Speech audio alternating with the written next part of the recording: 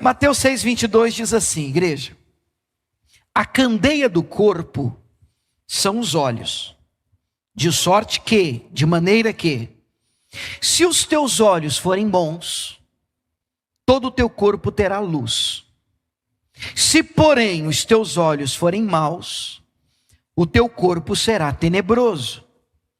Se, portanto, a luz que em ti há são trevas, quão grandes serão tais trevas? Eu li primeiro na Almeida Revista e Corrigida, mas vamos fazer uma comparação. Uma outra versão, a NVT, a Nova Versão Transformadora, traduziu o mesmo texto assim, verso 22.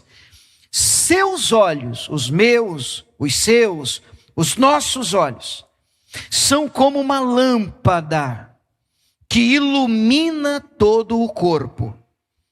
Quando os olhos são bons, todo o corpo se enche de luz. Mas quando os olhos são maus, o corpo se enche de escuridão. Será que a gente pode ler de novo esse início? Vamos lá, o início de 22, nessa versão NVT mesmo. Vem comigo em voz alta, vai. Seus olhos são como uma lâmpada que ilumina todo o corpo. Capricha agora. Quando os olhos são bons, todo o corpo se enche de luz. Mas quando os olhos são maus, o corpo se enche de escuridão. Então vamos gravar, vamos ver se a gente grava isso. Jesus está dizendo assim: quando os olhos são bons, luz. Quando os olhos são maus, escuridão. Vamos gravar assim? Quando os olhos são bons, luz. Quando os olhos são maus, escuridão, trevas. Eu penso que é importante porque ninguém quer andar em trevas. Por diversas razões, diversos fatores, dentre eles, por exemplo, o Salmo 30, verso 5, vai trazer uma informação interessante. O choro pode durar a noite inteira, escuridão toda. Ainda bem que não termina assim o texto continua dizendo, mas a alegria vem, quando? Pela manhã. Então quando tem luz, luz é sinônimo de alegria, de felicidade. Por quê? Porque o salmista diz no Salmo 119, verso 105, lâmpada para os meus pés é a tua palavra, ela é luz para o meu caminho. É muito bom quando a gente recebe uma palavra de Deus, uma direção do Senhor, quando Deus trata conosco, um culto, uma palavra, uma leitura bíblica, uma música no carro enquanto você dirige, e um louvor ministra o seu coração, a luz vem, você diz, já sei o que eu vou fazer, já sei o que eu vou fazer. Deus falou comigo, já sei que decisão vou tomar, já sei como é que eu vou resolver esse problema, já sei como é que eu vou passar por essa situação, já estou enxergando uma saída. Você vê que nem resolveu o problema, mas a alegria já veio, porque pela manhã a alegria vem. Glória a Deus pela palavra dele, que ilumina, que clareia os nossos passos. Vamos aplaudir a palavra de Deus, ela é digna de crédito. A palavra do Senhor. Mas igreja, quando eu olho para esse texto, essa frase de Jesus, ele diz assim, quando os olhos são bons, todo o corpo se enche de luz. Me parece óbvio dizer que Jesus não está falando de miopia, catarata, Jesus não está falando de embaçamento na vista, não é esse a essência do texto. Quando Jesus diz, se os teus olhos forem bons, ele não está falando de um exame de vista. Ele está falando de como você enxerga as coisas que acontecem na sua vida. Meu Deus, e como é desafiador. A maneira como nós enxergamos as coisas que acontecem, os eventos que acontecem na nossa vida. E Jesus está dizendo que se a sua maneira de ver for boa, luz. Se a sua maneira de ver for má, trevas. Agora, não existe desafio em enxergar com bons olhos os eventos positivos da nossa vida. Esses, amigos, qualquer pessoa enxerga com os bons olhos. Pastor, esse mês eu fiz a venda da minha loja, eu fechei, eu consegui, eu conquistei, eu alcancei. Está todo mundo enxergando isso com bons olhos. Você quer ver onde é que mora o desafio? Nos eventos difíceis da nossa vida. Quando nós enfrentamos algumas coisas e que nós olhamos e a conta não fecha. A gente olha e diz: Deus, eu não estou conseguindo ver o Senhor nisso. E você já passou por algum nisso? Você já enfrentou alguma situação ou evento na sua vida em que você diz: está difícil de enxergar isso com bons olhos. Está difícil de ver o Senhor nessa traição. Como é que eu vou enxergar Deus nisso? Como é que eu vou enxergar o Senhor nessa demissão? Como é que eu vou enxergar o Senhor nessa falência? Como é que eu vou enxergar Deus nesse evento tão complicado da minha vida? E é sobre isso que eu quero tratar com vocês hoje. Eu oro a Deus para que o Senhor nos proporcione, sabe, um ano de 2024 de muita graça. Mas nós precisamos, e hoje o Espírito Santo está nos desafiando a enxergar a vida com bons olhos. Porque se você enxergar a vida com bons olhos, a luz vai brilhar no seu caminho. Sabe, vai ficar mais fácil enxergar as coisas. Vai ficar mais claro para você qual é o próximo passo. Eu não estou aqui para dizer que isso é fácil. Pelo contrário. Quando a gente olha, você não precisa abrir, só estou citando, para Números capítulo 13, a gente vai perceber que é possível enxergar a mesma situação, no mesmo lugar, mergulhado nas mesmas circunstâncias de pontos de vistas diferentes. A gente vai perceber em Números 13, Moisés enviando 12 espias para dar uma examinada na promessa da terra prometida. Acho que você deve conhecer a história. Os 12 espias, cada um representando uma tribo de Israel, eles dão uma examinada na promessa, na terra prometida. E eles voltam depois de alguns dias com um relatório. 10 dos 12, eles vêm com um relatório pessimista, dizendo: fomos à terra que Deus nos prometeu, examinamos, olhamos, enxergamos e concluímos até que é boa mesmo, mas é que, e o duro está no mas é que. O duro mora no porém. Porém, nós vimos gigantes, é muito difícil, não é para nós, não vai dar certo, não tem jeito, não, como é que Deus faz isso? O povo começa a chorar, vamos voltar. Irmãos, eles nem tentaram. Eles nem tentaram, eles olharam e enxergaram só problema numa terra que mana leite e mel. Dos 12, 10 vieram com esse relatório ruim, olhos maus. 2 dos 12, Josué e Calebe, fizeram calar o povo dizendo: não, gente, não é nada disso não, a terra é exatamente o que Deus falou que era, é muito bom, e se Deus se agradar de nós, Deus vai nos colocar lá, e não tem gigante que vai impedir. Que é isso, gente? Vamos embora, vamos possuir o que Deus nos deu, vai ser lindo, vai ser divino, Deus está conosco, vamos conquistar. Mas o povo já estava inflamado, porque eles foram pessimistas na maneira de enxergar. E é interessante que todos os 12 viram exatamente a mesma coisa. 10 com olhos maus, 2 com olhos bons. Quem está entendendo? Diga amém. E eu penso que é isso que Jesus está nos dizendo. Nós precisamos enxergar as coisas com os bons olhos. Me lembro de outra ocasião, que eu já entro no texto principal, em que o profeta Eliseu, em 2 Reis, eu acredito que é no capítulo 6, ele está cercado pelos inimigos. Afinal de contas, ele tinha revelação do que o rei inimigo armava as emboscadas. Ele avisava o rei de Israel. E livramento acontecia por causa disso. Descobriram que a falta era dele, então redirecionaram todo o exército contra o profeta Eliseu. Cercaram a cidade. E quando o moço, o obreiro, o auxiliar dele, ele acorda cedo pela manhã, ele abre a porta, abre a janela, e ele vê toda a cidade, os montes cercados assim pelo exército inimigo. Irmão, é um exército para pegar um profeta. Um exército. O menino, o moço do homem de Deus, ele entra em desespero. Ai meu Deus, misericórdia, nós vamos morrer. Olha isso, olha. Aí o profeta diz assim: mais são os que estão conosco do que os que estão com eles.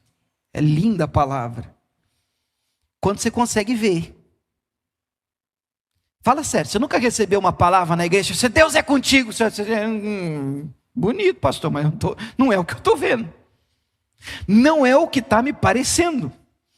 Assim, mas como assim? Mas são os que estão conosco. Estou eu e o senhor aqui, dentro da casa. E tem, sei lá, quantos lá do lado de fora? Como assim? Não está fazendo sentido. Então o profeta ora e diz: Deus, abre os olhos dele. Ele é cego fisicamente? Não. Mas abre os olhos dele para que ele veja. Ele precisa enxergar. E Deus atende a oração do profeta e ele olha e ele enxerga um exército de Deus, cavalos de fogo. Agora eu vejo. E só dá para descansar, irmãos, com bons olhos nessa vida, sabe? Só dá para a gente ter uma semana boa. Só dá para a gente trabalhar em paz. Só dá para a gente guiar uma família debaixo de graça, se os nossos olhos forem bons. Eu não estou dizendo que tudo que vai acontecer na sua vida é tranquilo. Eu estou dizendo que até quando você estiver cercado pelos inimigos, se os teus olhos forem bons, você vai olhar e vai dizer: mais são os que estão comigo. Deus está do meu lado. Eu não sei como é que eu vou sair dessa, mas maior é aquele que me prometeu. Ele está comigo, vai dar certo, alguma coisa vai acontecer e vai ser mais um testemunho para a glória de Deus. Você crê assim? Eu quero falar hoje com vocês sobre o tema: veja Deus no processo. Veja Deus no processo. É fácil? Fala assim: não. Em Mateus 14 a gente vê a dificuldade do tema. Em Mateus 14 os discípulos estão numa tempestade. Quem é que nunca passou nessa vida por tempestades? Nós já passamos, alguns estão passando e outros passarão. E tempestade é assim, de vez em quando ela aparece sem avisar. Os discípulos estão sozinhos no meio de uma tempestade, no barco. E Jesus vem, nós conhecemos a história, a socorro dos discípulos, caminhando sobre as águas. Eu penso que vale a pena a gente ler pelo menos esse texto. Mateus 14, 24. Diz assim, Mateus 14, 24. O barco já estava no meio do mar, açoitado pelas ondas, o vento era contrário. À quarta vigília da noite, dirigiu-se Jesus para eles, ao socorro vindo até eles, mas de uma maneira diferente, caminhando sobre o mar, uma maneira inesperada. Os discípulos, vendo caminhar sobre o mar, assustaram-se, não o reconheceram, não conseguiram ver Deus naquele tipo de socorro. Estão me acompanhando? Eles não conseguiram ver Jesus no meio daquela tormenta. E os discípulos, vendo-o caminhar sobre o mar, assustaram-se, dizendo: é um fantasma. Perceba que é uma afirmação. Eles nem disseram assim: será que é um fantasma? Será que é demônio isso está acontecendo na minha vida? Não, eles são afirmativos. É um fantasma, é demônio, está amarrado, porque tem crente assim. E não pode chover um pouquinho mais forte na vida dele, que ele sai queimando todo mundo, amarrando tudo. Ele tem dificuldade de ver Jesus nas tormentas que ele passa. Mas eu reconheço, não é fácil. Normalmente quando o tempo fecha, a gente só vê diabo, demônio, fantasma e assombração. É difícil a gente olhar no miolo da tempestade e dizer: Ah lá, Jesus. Jesus está nisso. Está no meio desse negócio. Eu me lembro que em um dos momentos mais difíceis da minha vida, quando eu perdi os meus pais, em uma crise, e eu já era pastor, e pastor tem crise, irmão. É ser humano. Comedor de arroz, feijão e coxinha de vez em quando, né? Deus me fez lembrar daquela palavra em que Moisés está guiando o povo pelo mar vermelho, no meio do mar. Aquela coisa linda, porque afinal de contas por que clamas a mim? Diga ao povo que marche. Ele toca com um cajado, né, no mar, e o mar abre. É um espetáculo, né? Deus abre o mar, meu Deus, uma coisa que é difícil a gente até imaginar. A gente vê em filme, em desenho. Que momento glorioso. Então aquele mar abre, Moisés entra, o povo entra, e aí eles estão atravessando o mar, e eles olham para trás, e quem é que entra atrás? O exército do Egito, que era a maior potência bélica da época, o maior exército da época. Irmãos, eu não sei vocês, pensa comigo, quando você entra numa saída dessa, Deus proporciona um escape desse, aí você olha para trás e vê o inimigo entrando, a minha crise era essa. Eu disse, por que o senhor não fechou? Se o senhor fecha pelo menos a porta do mar, e deixa a gente passando e a turma não entrar, a gente já teria resolvido o problema. Mas a nossa crise está na passagem. A gente, pode ser que você esteja nesse momento, no meio do mar, com o inimigo no calcanhar, sem entender, cheio de porquês. E na hora que ele sai do mar, Deus diz assim, Moisés, estenda o teu cajado. Ele estende, o mar fecha, e o texto vai terminar dizendo que não sobrou nem um inimigo de pé. A cara de Moisés, vou fazer o Moisés. Ele vira, fecha uma.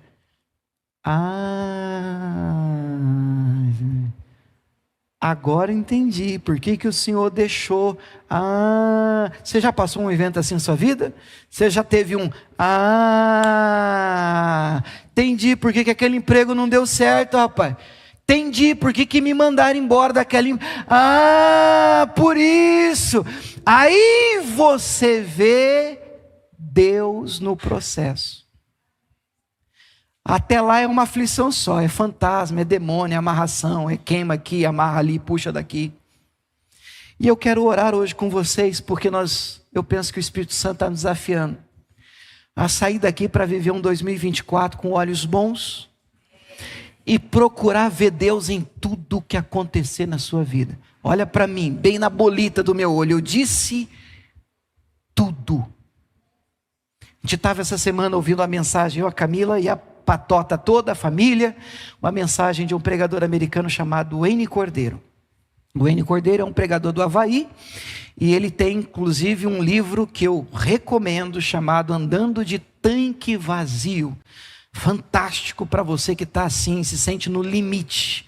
A gasolina está acabando, pastor, não sei, parece que vale a pena a leitura do livro. Mas ouvindo a mensagem dele, ele estava falando sobre como as pessoas, brincando com a igreja dele lá, como as pessoas às vezes montam um álbum de fotografias. Eu achei interessante a abordagem dele, porque é que hoje já tem tecnologia, o pessoal já salva tudo na tal da nuvem. Já fica lá o álbum fica tudo lá, né? Mas você deve ser, ou deve lembrar, pelo menos, não me deixa sozinho aqui agora, hein? Do tempo dos álbuns, né? Você lembra? Fala amém, pessoal, né? Você lembra? Aqueles álbuns que a gente tinha, né? A gente vai visitar avô, pai, mãe. Olha aqui o álbum do nascimento, o álbum do casamento. Ainda tem esse negócio. E como é que se escolhe fotos? Olha aqui para mim. A gente escolhe assim, a gente pega a foto. Essa aqui eu não estou bem, não. A gente pega, misericórdia, joga fora essa aqui. Aí você pega uma assim,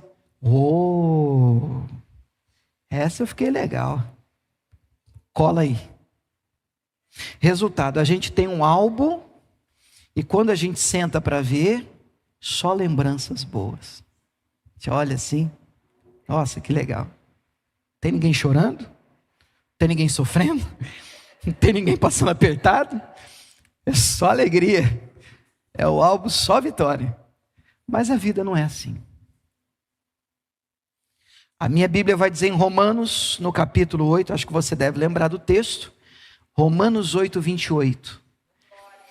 A Bíblia vai dizer assim, através de Paulo, cheio do Espírito Santo: sabemos que todas as coisas contribuem juntamente. Eu gosto dessa versão só por causa da palavra juntamente. Tem versão que não traz, mas a ideia é a mesma. Contribuem juntamente para o bem daqueles que amam a Deus. Quem ama a Deus aqui, diga amém. Daqueles que são chamados por seu decreto. Meu Deus, que relíquia é esse texto.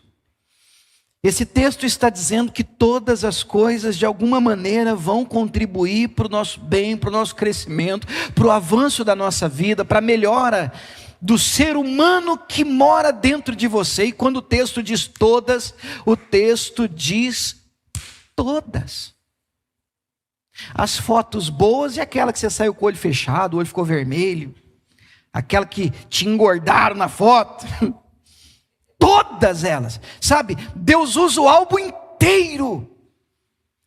E eu gosto da palavra juntamente, porque a ideia é de um bolo que você faz com vários ingredientes, mas ninguém come pó royal sozinho, a não ser que você seja um ser estranho, um cara esquisito. Você pega a colher, vai no fermento e come fermento. Normalmente não se faz isso. Ingrediente isolado, esse é ruim. Mas quando você põe isso, bate tudo junto com os outros, no final Deus pode fazer de cada evento da sua vida um bolo maravilhoso. No final Ele pode dizer: olha, você vai usar as suas experiências boas e ruins para a minha glória. Se os seus olhos forem bons, você vai conseguir me ver nas coisas que você passou, nas coisas que você sofreu. E você vai conseguir, debaixo da minha graça, você vai conseguir me perceber, preparando você, segurando você, poupando, guardando, mesmo quando não pareceu. Você vai olhar para trás e vai dizer: obrigado, Jesus. Eu consigo perceber o Senhor nessa tempestade. Deus está cuidando de você. Você crê nisso? Quem crê, diga amém. Para tanto, vamos lembrar de uma história. Essa aqui eu vou gastar um pouquinho mais de tempo. É a história principal. É a história de José. O José do Egito, que nunca foi do Egito. A gente fala José do Egito porque ele foi parar no Egito, mas nunca foi de lá. Ele foi posto lá. E o José do Egito, a história ela é comprida. A gente vai tentar resumir a história do Egito, porque eu quero me manter no tema. E qual é o tema? Isso. Qual que é o tema mesmo? Veja Deus no processo. É desafiador. Veja Deus nos eventos da sua vida. É isso. Esse é o desafio de hoje. É o motivo da nossa oração. E José viu. José viu. Dizer para você que foi fácil? Nem um pouco. Por isso eu escolho a vida de José. Por quê?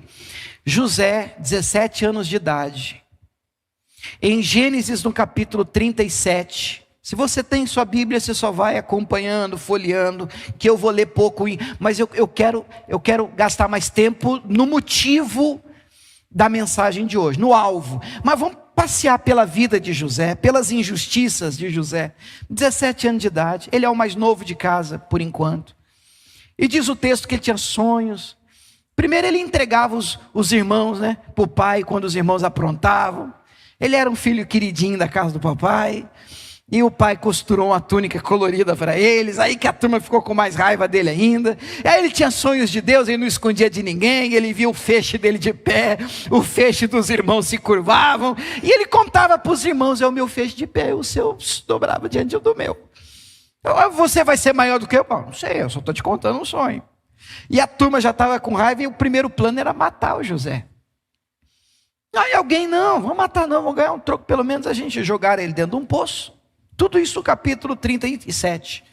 Jogaram ele dentro do poço, e aí estava passando lá uma caravana de ismaelitas, uma turma de vendedor, venderam José. Irmãos, olha a frase, presta atenção nisso, venderam. José. Imagina a tua família reunir e vender você. Quanto é que tu vale? Turma lá reúne, você fala, é muito chato esse cara, vamos vender ele. Venderam o José, como se fosse uma mercadoria, uma coisa, um trem, um negócio. E aí o José é vendido pelos próprios irmãos, já é um trauma. E ele vai cair lá no Egito, e um tal de Potifar compra ele no capítulo 39 de Gênesis. E no capítulo 39, José está lá exposto com os negócios. Nossa, gente, assim que vem de escravo, né? Volta, vamos ver, parece saudável. Vamos, compra, sabe ler, sabe fazer alguma coisa. Então, Potifar comprou ele. Agora ele é escravo na casa do Potifar. E ele começa a dar duro na casa de Potifar, por incrível que pareça. Ele não fica lá em depressão, entregue, morrer porque Deus... Não, ele faz o dele, ele está trabalhando, ele está servindo da melhor maneira que ele pode. E ele começa a melhorar. Você já passou por momentos na sua vida que você pensou assim, agora vai. Não, agora vai. Não, está melhorando. Agora vai ser um abraço. Vai, está embalando. Agora a mulher do chefe pôs os olhos nele. Queria ter um caso com ele. Diz o texto que ele não quis. Que ninguém ficaria sabendo. Mas ele diz, como é que eu vou cometer esse erro, essa atrocidade, esse mal contra o meu patrão e contra Deus, o meu Senhor? Eu não posso. Um dia a mulher tenta agarrá-lo, ele solta a capa, ele foge, ele corre. E a mulher grita, faz um escândalo e mente. Tentou me agarrar. Ora, vai acreditar no escravo ou na mulher do chefe? Na mulher. Para onde vai o nosso José? Injustamente para a cadeia. Ele é preso. É um tremendo balde de água gelada. E estranhamente, eu quero ler com você os versos do capítulo ainda 39, tá? Versos 2, primeiro o verso 2 e depois o verso 21. Olha o que diz o verso 2. Ele tinha acabado de ser vendido para o Egito. No 2 diz assim, o Senhor estava com José. Olha o que diz o verso 21. Agora ele acabou de ser injustiçado no verso 21. Como é que está o 21? O Senhor, porém, estava com José. Agora ele foi para a cadeia. Eu não sei vocês, para mim, estranho. Espera aí, está dando tudo errado. E Deus é comigo, porque nós aprendemos a medir, a mensurar a presença de Deus por aquilo que acontece. Está dando certo? Uau, Deus é comigo. Está dando errado? O que está acontecendo? Que Deus não é comigo. Mas na vida de José está dando tudo errado. Ele é vendido pelos irmãos, cai no Egito e o texto diz, Deus estava com José. Aí ele é injustiçado, inventa uma mentira, agora ele está preso e o texto diz, e Deus é com José. Deus é com José, mas está difícil de ver. Está difícil de enxergar. Penso eu que até para o próprio José. Penso eu que até para você. Quem sabe você esteja no momento mais difícil da sua vida e você diz, está difícil de ver Deus no processo. No que eu estou vivendo, no meu momento, na minha fase, na minha estação. Pastor, está complicado. E olha, irmãos, o texto vai dizer que no capítulo 41, no capítulo 40, o José interpreta, está na cadeia. Ele interpreta 2 sonhos, porque lá na cadeia com ele tem um copeiro e tem um padeiro. Os 2 têm sonhos e o José interpreta, revela os 2 sonhos. Aí um é morto, o outro vai servir Faraó. Aí ele fala para o copeiro, olha, na hora que você voltar, ele tem tanta certeza da interpretação, que ele diz, na hora que você estiver do lado do Faraó, lembra-te de mim, fala para o chefe de mim. E não é que o copeiro, ele vai para o lado do Faraó e esquece do Zé? Esquece do Zé. Ele fica mais 2 anos na cadeia. Como é que vê Deus nos negócios desses? Quando esquecem de você. Você, peraí, como é que eu vejo Deus nisso? Aí lá no capítulo 41, finalmente o Faraó está com sonhos perturbados, não consegue dormir, os magos não entendem, ninguém revela, ninguém interpreta, e então na hora que o Faraó está contando isso, alguém tem que interpretar o copeiro, olha o copeiro, dos meus pecados eu me lembro hoje, Eu estava preso e lá tinha um companheiro de cela. José é o nome do rapaz.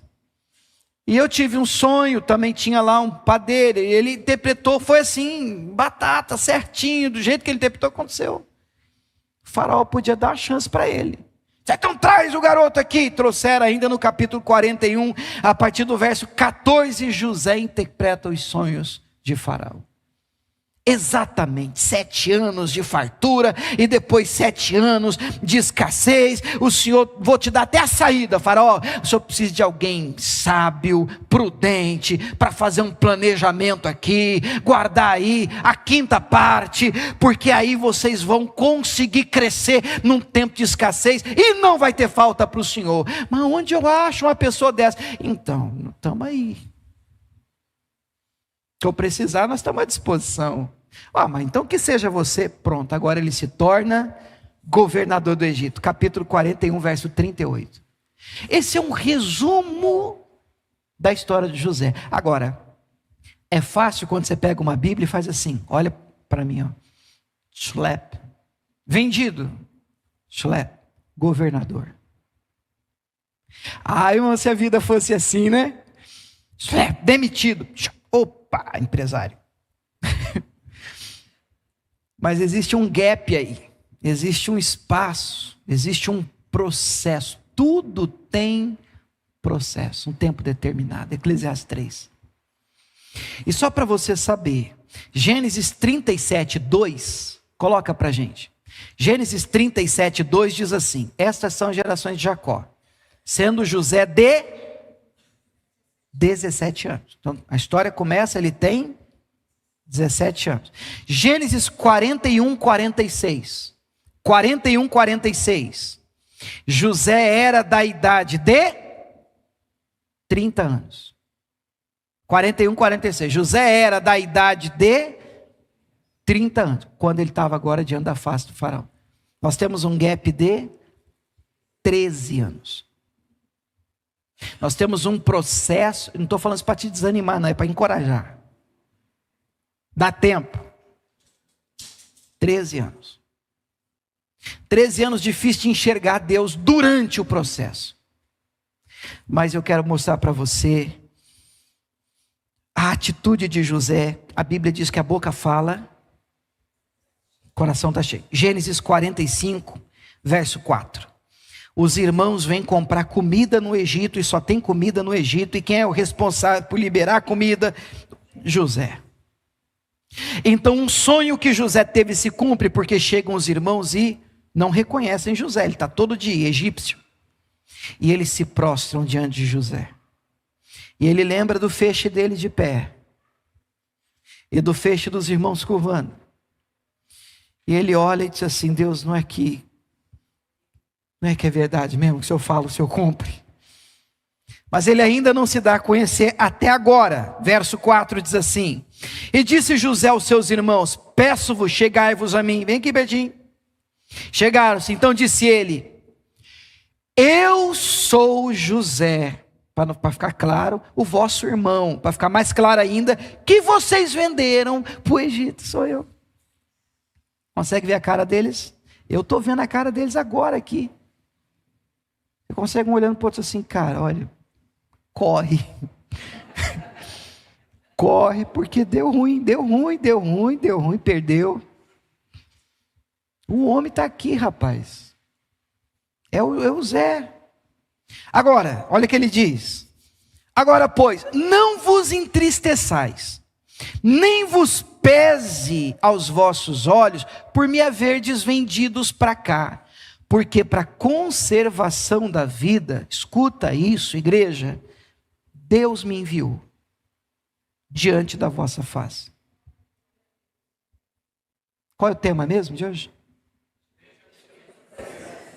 Deus me enviou. Ele está dizendo para os irmãos dele: Deus me enviou na frente para preparar tudo para conservar vocês com vida. Deus me enviou. Aí ele diz no verso de número 6: porque já houve 2 anos de fome no meio da terra, ainda restam 5 anos em que não haverá lavoura nem cega, pelo que, de novo, Deus me enviou diante da vossa face, para conservar a vossa sucessão na terra, para guardar-vos em vida por um grande livramento. Assim, escute isso, não fostes vós que me enviastes para cá, senão Deus, que me tem posto por pai de Faraó, e por senhor de toda a casa do Egito, né? E como regente de toda a terra do Egito. Foi vocês não. Eu vejo Deus no comportamento de vocês. Eu vejo Deus trabalhando na minha vida. Eu vejo Deus me preparando. Eu vejo Deus naquilo que de horrível aconteceu. Eu olho para trás e consigo perceber o Senhor na minha vida. É fácil? Claro que não. É óbvio que não. O tempo passa e o pai de José morre. E aí na hora que o pai de José morre, que agora o José está sustentando todo mundo. Aí os irmãos entram de novo em crise, porque eles pensam assim, ele tratou a gente bem por causa do papai. Agora o papai morreu, ele vai matar a gente. Aí vai lá para o capítulo 50 agora, é o último capítulo de Gênesis. Aí no verso 15, capítulo 50, verso 15, os irmãos de José de novo estão com o coração na mão, apreensivos. Vendo então os irmãos de José que o seu pai estava morto, disseram: porventura nos aborrecerá José, nos pagará certamente todo o mal que fizemos. É agora que o tempo vai fechar para a gente. Portanto enviaram a José dizendo: olha, teu pai mandou antes da sua morte, dizendo assim: direis a José, perdoa, rogo-te a transgressão dos teus irmãos e o seu pecado, porque te fizeram mal. Agora pois rogamos-te que perdoes a transgressão aqui dos teus servos, os servos do Deus, do teu pai. E José chorou quando eles lhe falavam. Depois vieram também os seus irmãos, prostraram-se diante dele e disseram: eis-nos aqui, somos teus servos. Entenda servo aqui, escravo. José, papai falou, papai pediu antes de morrer, para você perdoar a gente. Leve em consideração o pedido de papai. Perdoa a gente. Se você quiser colocar a gente como escravo, estamos aqui, não tem problema. Nós sabemos que nós erramos, seremos escravos. Olha o José, verso 19. José lhes disse: não temais, porque porventura estou eu no lugar de Deus? Vós bem intentastes mal contra mim. É verdade, eu lembro, eu sei, vocês tentaram mal contra mim. Porém Deus o tornou em bem, para fazer como se vê nesse dia. Vocês tentaram me prejudicar, mas Deus transformou a atitude de vocês em bem para a minha vida. Deus usou esse ingrediente ruim e fez disso um bolo fantástico e me promoveu. E hoje eu enxergo Deus e eu vou bancar vocês.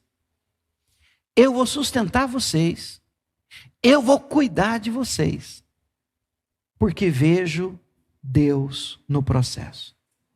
Você pode dizer glória a Deus por isso? É moleza? Não, não é. Quando a gente lê Mateus 5:8, para mim o segredo está aqui para a gente orar essa palavra. No Sermão da Montanha, Jesus Cristo disse assim, Mateus 5:8: bem-aventurado os limpos de coração, porque eles verão a Deus. É óbvio, eu não sou doido, eu entendo que a gente vai ver Deus um dia quando a gente partir. E a Bíblia chega a dizer que nós o veremos como Ele é. Glória a Deus por isso.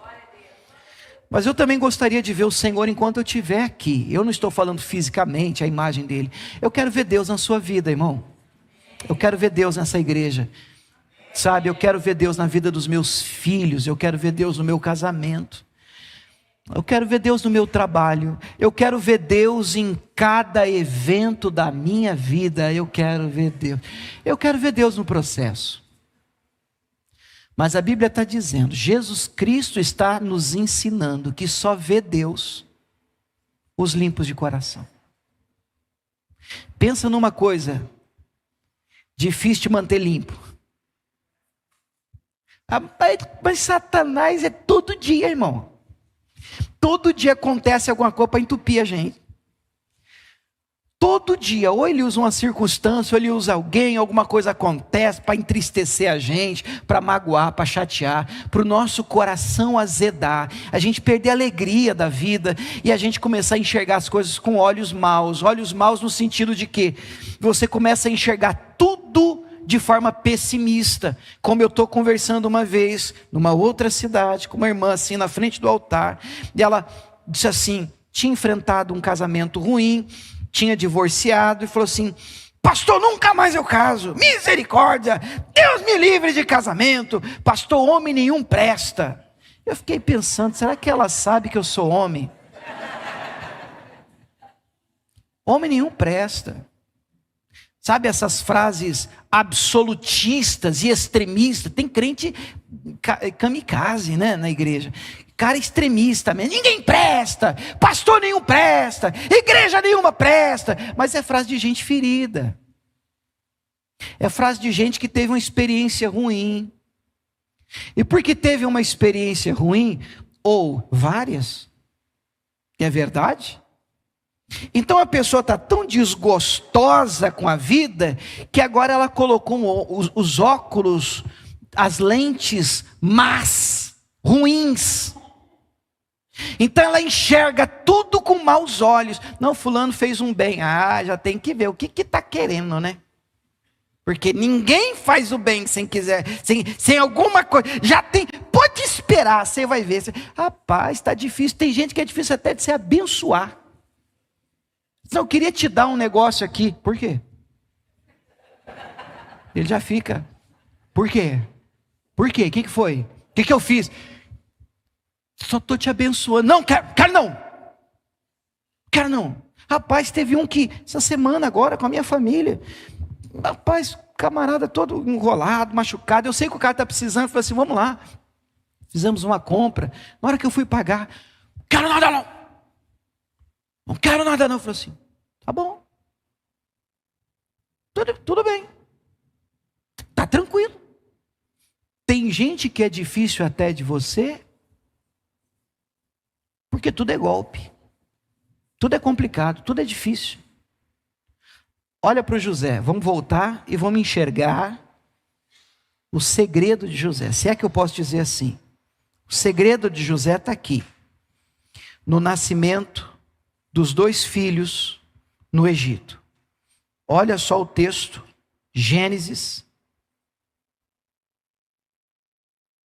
Esse eu gostaria até que você abrisse comigo, por favor. Eu gostaria que você percebesse a atitude de José. Gênesis 41, verso 50. Gênesis 41, verso 50. Escute isso. Nasceram a José 2 filhos, antes que viesse o ano da fome. Você sabe, irmãos, que os nomes, né, que eles davam naquela época e dentro daquela cultura, não tinham nada a ver com a nossa cultura ocidental. A gente escolhe nome por gosto, né? A Camila ficou grávida, eu já comecei. A gente tinha até um livrinho, um caderninho de nomes, de livros, com significados bíblicos. Tem essas coisas que às vezes a gente tende, né, a ter. E aí a gente, mas Samuel, Gabriel, porque gostamos. Mas naquela época, naquela cultura, não era assim. Os nomes eram dados com as circunstâncias do nascimento.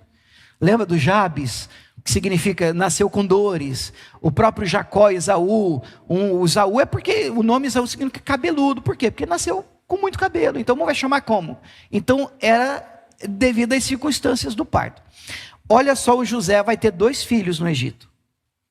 E o texto vai dizer que lhe deu a Zenete, filha de Potífera, sacerdote On, 2 filhos. E chamou José o nome do primeiro, Manassés.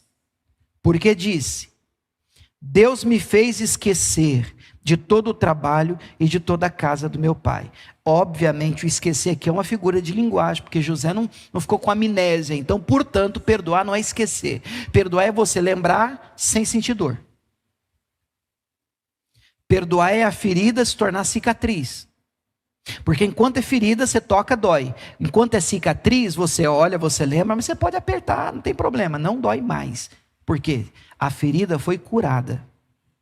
Perdão é cura. Amém? Perdão é cura. Perdão é você poder olhar para a pessoa sem sentir mais aquela vontade de trabalhar na região do pescoço dela. Então você olha e diz, eu me lembro. Porque o José lembrava. Eu lembro que vocês intentaram mal contra mim. Sim, eu lembro. Mas Deus transformou o mal em bênção. O mal em bem. Eu vejo Deus no processo. Agora, o primeiro filho Deus me fez esquecer. Manassés. E aí depois vem um segundo. Ele tem um segundo filho e o nome do segundo filho ele chamou Efraim. Porque disse, Deus me fez crescer na terra da minha aflição no Egito. Quem é que poderia dizer que aquele lugar onde ele chegou como escravo, e ele devia ser aquele lugar horrível para ele, onde ele foi preso, injustiçado, caluniado, agora era um lugar do crescimento dele, da prosperidade dele, da virada de vida dele. Era um lugar onde ele pôde sustentar todos. Olha como que Deus virou o cativeiro dele. Mas 2 filhos nasceram dele. O primeiro parto, Manassés. Deus me fez esquecer. O segundo parto, Efraim. Deus me fez crescer. Eu gosto de pensar assim. Olha para mim que a gente já vai orar. Tem gente querendo gerar Efraim antes de Manassés. Não dá. Não dá para você inverter a ordem dos partos. Não tem crescimento sem liberação de perdão. Amém? Resolve a sua pendência. Lava o celeiro, faz uma faxina pesada na sua vida e procure enxergar Deus até no que de ruim fizeram para você. Porque se você está aqui hoje, se você está onde você está, é por causa de tudo que aconteceu na sua vida, inclusive de ruim. Eu estou aqui hoje, irmãos, graças a Deus. Eu vou te falar, tem alguns eventos que eu vou te dizer, eu preferia não ter passado. Mas se eu não tivesse passado, eu não estaria vivendo isso com vocês aqui. Então eu olho para trás. Olhar para trás tem que ser rápido, tá, irmão? Não fica olhando para trás toda a vida, não. Olhar para trás, o retrovisor é assim, pequenininho. Para-brisa é grande. Então a vida é para-brisa, é para frente. Mas de vez em quando você dá uma olhada no retrovisor. E no retrovisor você olha e diz assim, foi Deus. Olha lá, foi o Senhor. Se eu não tivesse passado por isso, eu não teria tomado a decisão que eu tomei, eu não teria feito aquilo que eu fiz, eu não teria tido coragem para assumir aquilo, eu não teria e não estaria onde você está hoje. Tão certo como vive o Senhor. Então ao invés de você olhar para trás e dizer assim, para com isso, olha para trás e diga como José, o Senhor transformou a intenção ruim daqueles que me fizeram mal em bem, como se vê hoje.